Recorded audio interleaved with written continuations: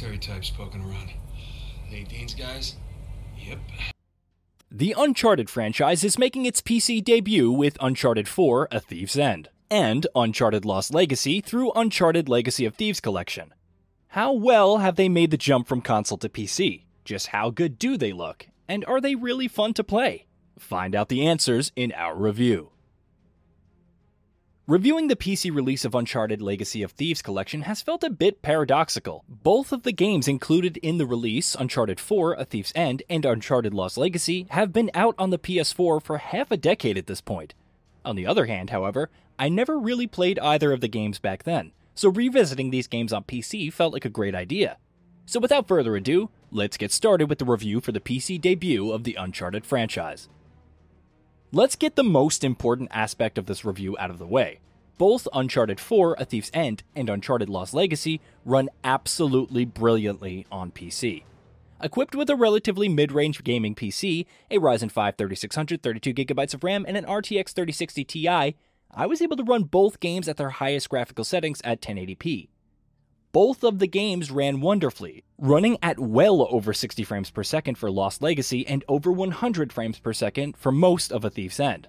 Options for messing about with the graphical options, while not too in-depth, are adequate enough. Both AMD's FSR and Nvidia's DLSS technologies get some love in Uncharted Legacy of Thieves Collection, and both games even provide the option to lock their frame rates at 30 FPS for PCs that may not be able to handle the visuals at consistent frame rates. More advanced options include texture quality, model quality, anisotropic filter, shadow reflections, and ambient occlusion. Curiously, the motion blur option is given a slider that goes from 0 to 10 rather than the more typical on-off toggle switch. All in all, Uncharted Legacy of Thieves Collection does well by its audience on PC. Now let's get to the real meat and bones of the review, whether Uncharted Legacy of Thieves Collection is actually any good. Both of the games in the collection belong more on the cinematic sides of things rather than a hard focus on gameplay. Fairly focused on telling fun stories with interesting characters constantly interacting with each other, gameplay is kept fairly simple, and there's a lot of variety in its level design and mission structure. Sadly, however, this focus on trying to please just about everyone essentially led to gameplay that I'd consider severely lacking. Let's start with the gunplay. As a franchise, Uncharted has always had average gunplay at the best of times. More often than not, however, the main combat in these games has been something of a chore, especially on higher difficulties. Enemies often feel like bullet sponges, and your ability to aim is really hampered by unpredictable firing patterns for your gun, as well as the crosshair's inability to actually tell you where you're going to aim. Even on PC with keyboard and mouse controls, I never felt like I could be too accurate in a shootout throughout Uncharted 4: A Thief's End or Uncharted Lost Legacy. Just about the only weapons that really allow you to get any accuracy at all are the weapons with scopes attached, and even among those, the snipers are the only truly accurate guns. It feels like the game expects you to spray your bullets out in the vague direction of your enemies and maybe land a hit if you're lucky. Other combat options, on the other hand, are incredibly fun to play with. The ability to get into melee range and engage in fisticuffs is pretty great, and the context-sensitive combos you can pull off on enemies, like slamming them into a nearby wall or kicking them off a cliff, are fantastically animated and feel great to pull off. Even the grappling hook and rope you get helps you in quite a few combat encounters, allowing you to heroically and literally swing into action to punch a bad guy in the face. It's really only the guns that both Uncharted games feel like a real slog at times. Visually, both Uncharted 4: A Thief's End and Uncharted Lost Legacy are absolute sights to behold.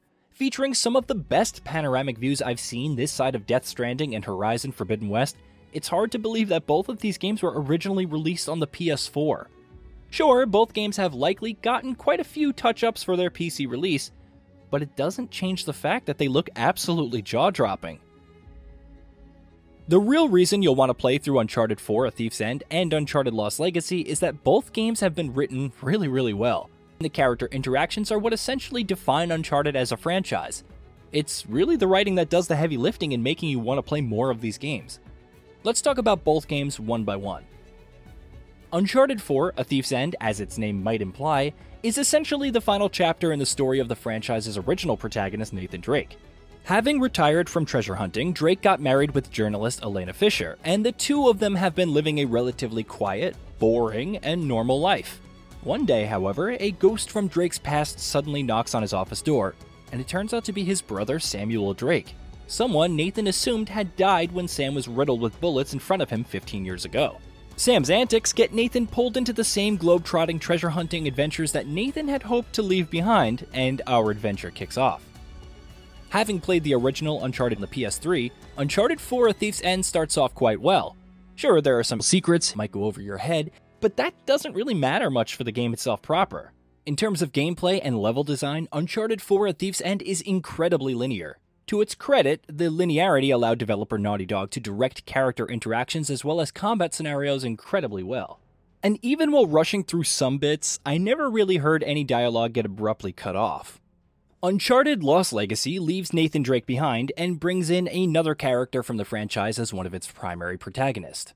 Chloe Frazer, who teams up with one of the antagonists from Uncharted 4: A Thief's End, Nadine Ross, as they go on a jolly romp through South India to get their hands on a mysterious treasure from the ancient Hoysala Empire. The main goal of the duo in the storyline is to prevent the priceless artifact from falling into the hands of the ruthless warlord Asav, who would use it to fund his general warlordery. While far from being as introspective as Uncharted 4: A Thief's End, Uncharted Lost Legacy story is a lot of fun, and when it comes to gameplay, it feels like a definite step up from its predecessors in minute ways, such as encounter and level design. Special mention here has to go to the phenomenal Chapter 4, the Western Ghats, which essentially lets you loose in a relatively sizable open area with little more than a map with some drawings, a 4x4 vehicle, and a gun. The freedom and non-linearity allowed in Chapter 4 sold me harder on the Uncharted series than anything else really could. Uncharted Legacy of Thieves Collection on PC is a phenomenal way to play both Uncharted 4: A Thief's End and Uncharted Lost Legacy. Both games have been fantastically optimized to run on PC. Hey, did you know that we at Gaming Bolt upload new videos every day? Stick around, drop a like, subscribe, and hit that bell. Let us know what kind of content you'd like to see in the future with a comment below, and be sure to check out our new channel, GB Plays.